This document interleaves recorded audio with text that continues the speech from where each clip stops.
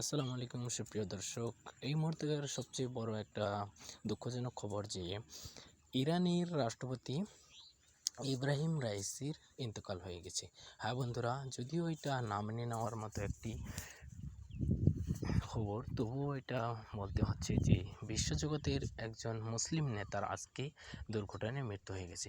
বন্ধুরা, কালকে উনি এক সফরে ছিলেন, সাথে ওনার তিন হেলিকপ্টার ছিল। সো সেখানে ওনারা যাচ্ছিলেন কোথাও হয়তো, তো যাওয়ার পথে ওনার এক হেলিকপ্টারে দুর্ঘটনা হয়ে গেছিলো। সো ওনার খুঁজে পাওয়া যাচ্ছিল না ওনাকে, ফলে ওনার দেশের যে যারা আছে ওনারা সবাই মিলে দোয়া করেছেন, কিন্তু রাত্রি ওনার জন্য সবাই মিলে দোয়া করেছে ওনার রাষ্ট্রপতির জন্য। উনি একজন এরকম রাষ্ট্রপতি যে পুরো বিশ্ব জগতের মুসলমানরা ওনাকে নিয়ে গর্ব করে। আপনারা দেখতে পাচ্ছেন যে কিছুদিন আগে যখন ইসরায়েল ফিলিস্তিনের মুসলমানদেরকে পাখির মতো মারছিল, তখন উনি এক নম্বর একজন ব্যক্তি যে উনি বদলা নিয়েছিলেন এবং ইসরায়েলের সমস্ত রাজ্যগুলোকে ভেঙে চুরমাচুর করে দিয়েছিলেন।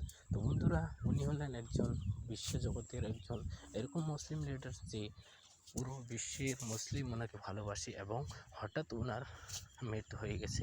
বন্ধুরা, এটা অনেক বড় দুঃখজনক পুরো বিশ্বজগতের মুসলমানদের জন্য। আপনারা বন্ধুরা কি জানেন ওনার সম্পর্কে অবশ্যই জানাবেন।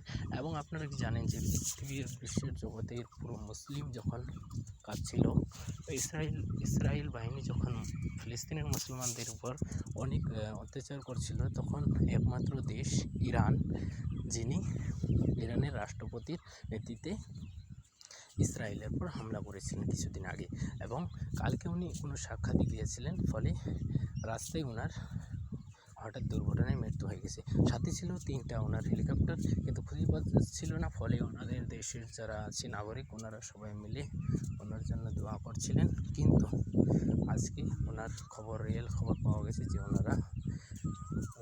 উনি মারা গেছেন, এবং এটা বিশ্বজগতের সবচেয়ে বড় খারাপ খবর আর কি।